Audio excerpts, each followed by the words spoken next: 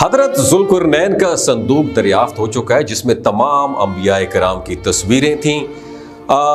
بسم اللہ الرحمن الرحیم، السلام علیکم، میرا نام ڈاکٹر اسد محمود ہے۔ ناظرین کرام، دنیا کی تاریخ میں کچھ ایسے راز پوشیدہ ہیں جنہیں جاننے کی جستجو انسان کو قدیم تہذیبوں کے کھنڈرات تک لے جاتی ہے۔ ہم میں سے کون ایسا نہیں ہوگا جو یہ جاننا چاہتا ہے کہ صدیوں پہلے انبیاء کرام کی تصویریں شکل و صورت کیسی تھی؟ کیا وہ واقعی ہمارے ذہنوں میں بنی تصویروں جیسی تھیں؟ آج کی اس کہانی اس جستجو کے بارے میں ہے جو ایک ایسے محل تک لے جاتی ہے جہاں تاریخ کے گمشدہ اوراق میں دفن ایک ایسا راز چھپا ہوا ہے جو آپ جاننا چاہتے ہیں۔ ناظرین، یہ جو میں آپ کے ساتھ واقعہ بیان کرنے جا رہا ہوں یہ سن 1066 عیسوی کا واقعہ ہے، جب دنیا کے مختلف حصوں میں عظیم جنگیں ہو رہی تھیں اور وائکنگز کے بادشاہ انگلینڈ پر حملے کی تیاریوں میں مصروف تھے۔ لیکن اسی دوران انگلینڈ سے ہزاروں میل دور ایران کا ایک شہر مشہد، اس کے قریب امام ابو باکر احمد بن الحسین البیکی اپنی عظیم و شان تصنیف جو ہے دلائل النبوہ لکھنے میں مصروف تھے۔ یہ کتاب ایک ایسی شاہکار تصنیف تھی جس میں نبی کریم صلی اللہ علیہ وآلہ وسلم کی نبوت کے دلائل بیان کیے گئے تھے۔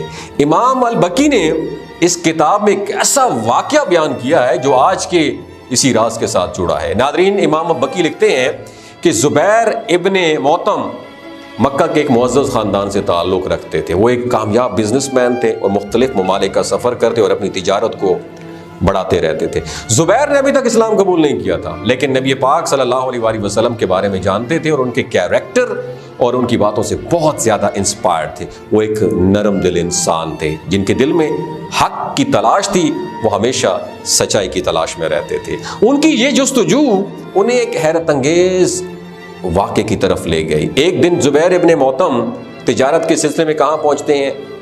بصرہ پہنچتے ہیں۔ بصرہ دمشق کے قریب واقع ایک قدیم شہر تھا اور رومی سلطنت کا ایک اہم مرکز ہوا کرتا تھا۔ اس شہر کی خاص بات یہ تھی کہ یہاں کی گرجا گھروں کی دیواریں، ان دیواروں پر قدیم تصویروں اور شبیوں کا نقش تھا جنہیں عیسائی مذہب کے ماننے والے بہت احترام کے ساتھ مانتے تھے۔ زبیر ابن مطم نے بصرہ میں عیسائیوں کے گروپ سے ملاقات کی۔ انہوں نے زبیر سے پوچھا کیا وہ عرب سے آئے ہیں؟ کیا وہ اس نبی کو جانتے ہیں جس نے عرب میں نبوت کا اعلان کیا ہے؟ زبیر نے جواب دیا ہاں، اس نبی کو جانتے ہیں، انہیں دیکھا بھی ہے۔ عیسائیوں نے زبیر ابن موتم کو اپنے بڑے گرجا گھر میں لے گیا جن دیواروں پر مختلف تصویریں بنی ہوئی تھیں۔ گرجا گھر میں داخل ہوتے ہوئی زبیر ابن موتم کی جو نظریں ہیں وہ دیوار پر لگی تصویروں پر پڑی۔ یہ تصویریں اتنی عام نہیں تھیں بلکہ ان میں قدیم انبیاء کرام کی شبیہ تھی جو کہ عیسائی مذہب کے ماننے والوں کے لیے بہت اہمیت رکھتی تھی۔ عیسائیوں نے زبیر کو بتایا کہ یہ تصویریں انبیاء کی ہیں۔ زبیر نے ایک تصویر دیکھی جو باقی تصویروں سے بالکل مختلف تھی۔ یہ تصویر نبی کریم صلی اللہ علیہ وآلہ وسلم کی تھی جس میں ان کے ساتھ حضرت ابو بکر صدیق رضی اللہ تعالی عنہ بھی ساتھ کھڑے ہوئے تھے۔ زبیر جب یہ تصویر دیکھ رہے تھے تو ان کے دل میں ایک عجیب سا احساس پیدا ہوا اور وہ خاموش ہو گئے اور گہرے غور و فکر میں ڈوب گئے۔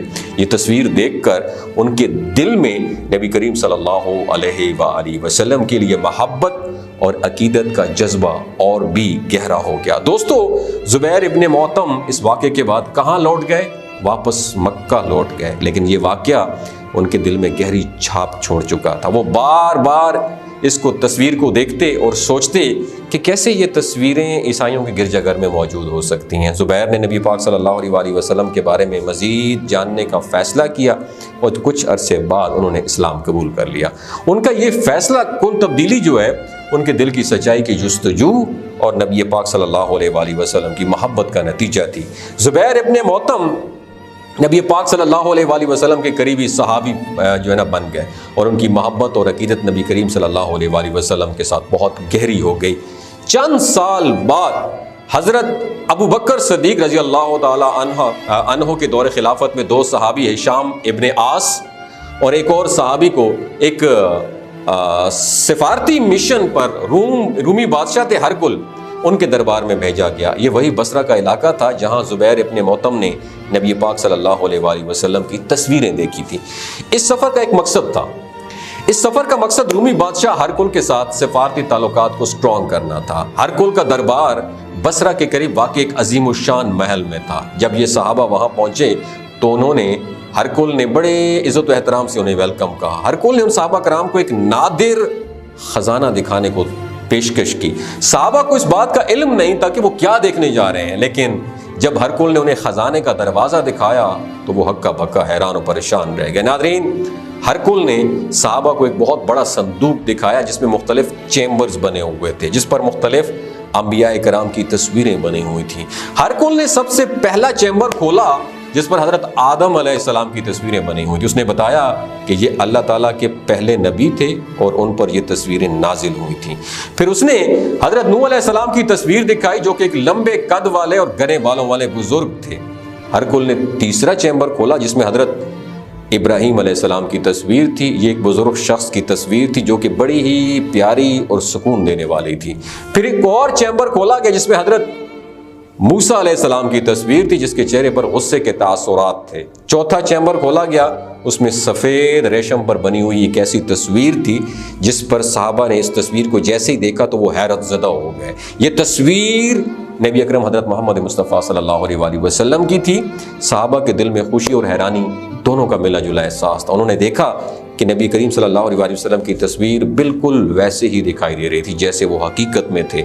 ہرکل نے صحابہ کرام سے پوچھا کیا یہ وہی نبی ہیں جن کا اعلان نبوت ہوا ہے؟ صحابہ نے تصدیق کی، بالکل ہرکل بادشاہ صاحب یہ وہی نبی ہیں۔ ہرکل نے ان تصویروں کے بارے میں بتایا کہ یہ تصویریں جو آپ دیکھ رہے ہیں حضرت ذوالقرنین کو ایک خفیہ مقام سے ملی تھی۔ ناظرین، حضرت ذوالقرنین کی کہانی ایک ایسی پراسرار داستان ہے جس کے بارے میں قرآن مجید میں بھی ذکر کیا گیا ہے۔ کہا جاتا ہے حضرت ذوالقرنین ایک عظیم بادشاہ تھے جنہیں اللہ تعالیٰ نے طاقتور اور نیک بنایا تھا۔ ان کا سفر دنیا کی مختلف کونوں تک پہنچا اور ان کے دور میں اللہ نے انہیں کئی حیرت انگیز معجزات دکھائے تھے، لیکن یہ خاص تصویریں ملنے کا واقعہ ایک ایسی جگہ سے جڑا ہوئے جو آج تک ایک راز بنی ہوئی ہیں۔ حضرت ذوالقرنین کا یہ سفر دنیا کے ایک دور دراز علاقے تک پہنچا جہاں سورج ایک کالے کیچڑ میں غروب ہوا کرتا تھا۔ یہ دیوار دنیا کے کنارے پر واقع تھی اور جہاں کے لوگوں کے بارے میں کہا جاتا ہے کہ وہ ایک وحشی قوم تھی۔ حضرت ذوالقرنین نے اللہ کے حکم سے اس قوم پر غلبہ پایا اور انہیں سیدھے راستے پر لانے کی کوشش کی۔ اس سفر کے دوران حضرت ذوالقرنین کو ایک پراسرار مقام پر ایک قدیم تابوت ملا۔ اس تابوت میں وہی تصویریں موجود تھی جس کا ذکر ہرکل بادشاہ نے بھی کیا تھا۔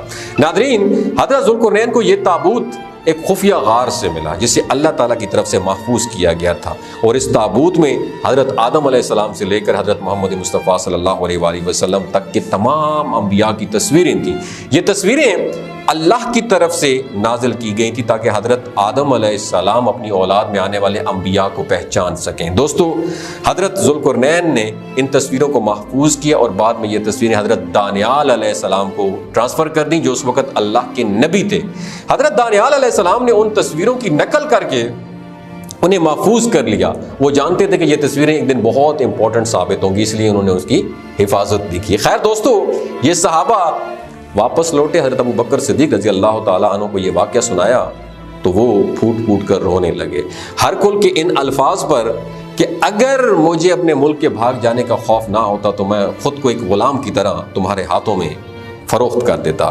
حضرت ابوبکر صدیق رضی اللہ تعالیٰ عنہ نے فرمایا کہ اگر اللہ کے لیے، ہرکل کے لیے بھلائی چاہتا اللہ تو واقعہ ایسے ہی وہ کر گزرتا، لیکن یہ پاسبل نہیں ہو سکا۔ ناظرین، یہ تصویریں بہت قدیم تھیں اور ان کی حقیقت پر یقین کرنا آسان نہیں تھا، لیکن جب صحابہ کرام نے خود نبی پاک صلی اللہ علیہ وآلہ وسلم کی تصویریں دیکھی تو ان کے دل میں یقین پیدا ہو گیا کہ یہ تصویریں واقعی ہی اصلی ہیں۔ ہرکل نے بتایا یہ تصویریں حضرت آدم علیہ السلام کی دعا کے نتیجے میں اللہ تعالیٰ کی طرف سے نازل ہوئی تھیں تاکہ حضرت آدم علیہ السلام اپنی اولاد میں پیدا ہونے والے ہر نبی کی شکل خود دیکھ سکیں۔ اس بارے میں آپ کیا کہتے ہیں نیچے کمنٹ سیکشن میں ضرور بتائیے گا۔ اگر یہ ویڈیو آپ کو اچھی لگی ہو تو صدقہ جاریہ سمجھ کے دوسروں کے ساتھ ضرور شیئر تاکہ ہمیں اسلامی تعلیمات کے بارے میں علم ہو سکے۔ اپنا اور اپنے ساتھ جڑے رشتوں کا خیال رکھیے۔ اللہ حافظ۔